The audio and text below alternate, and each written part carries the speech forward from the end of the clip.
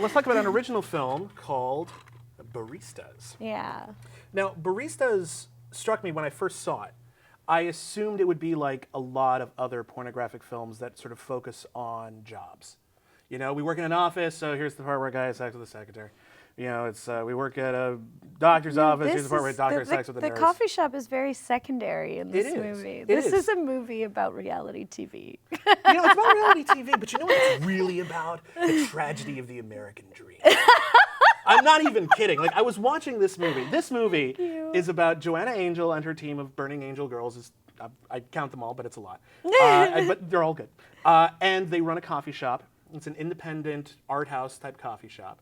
And across the street, there is Coffee World, which is a corporate place that's threatening to put them out of business. And it's kind of a typical 80s cliche. You know, we're going to fight the power, and we're going to save the youth center, and we're going to it's like Empire Records. You specifically cite Empire Records, which I thought was a great choice. You know why? Because there was a time where I was considering doing an Empire Records parody, and I tried to write it like 20 times, and I was like, I'm forcing this. It's just not coming to me. And then shortly after that, I wrote this movie. Yeah. So I just had to reference it because this movie is very similar to Empire Records. It's just about a coffee shop, but it's the same, you know. But it's also kind of like there's a lot of movies like The Bikini Car Wash Company, which was like a sex comedy in like the early 90s, which is about how are we going to compete in this troubled marketplace. Oh, let's take our clothes off. Use sex. I can't do that. Yeah. I won't be able to live with myself if that's what I do. And this is what I thought was so subversive about this film, is that we go in here expecting sort of a light comedy. And it is a light comedy.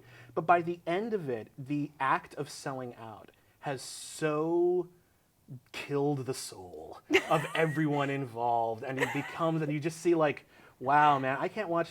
Okay, first off, I couldn't watch Jersey Shore to begin with, but if I could, I can't watch it again now after seeing Baristas. It is that brilliant, and I highly recommend you see it.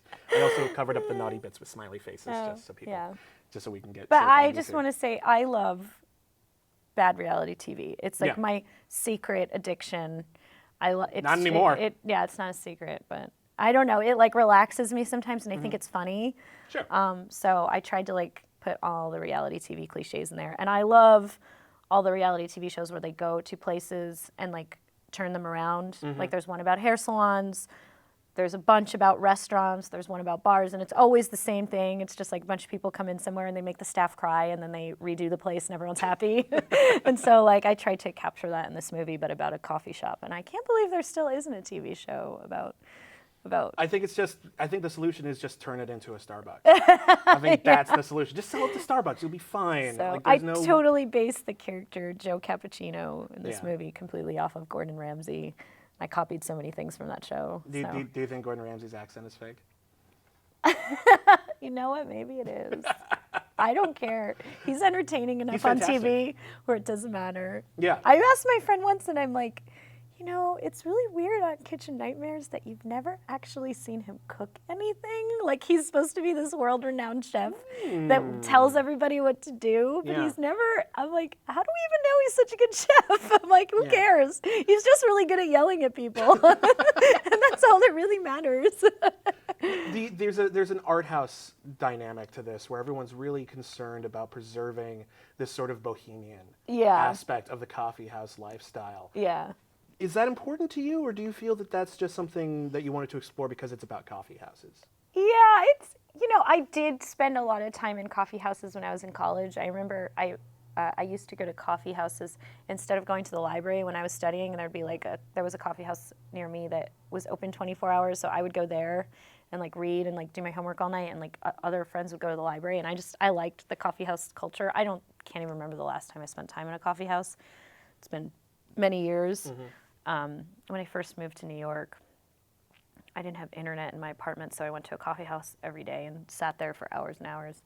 It's a little bit different now. I don't really do that anymore. Right. And I imagine you can have internet wherever you live. Yeah, I guess things are different now. But I think I was more poking fun at it. Yeah. I mean, I don't, I'm not too worried about coffee house culture and where it's going.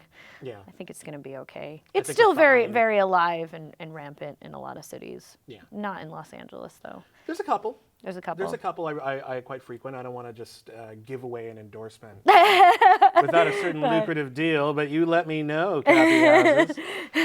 I could recommend a few. I do really love coffee, though. So, yes, you know. and it shows. But it shows. It really shows. I think this is a very interesting film.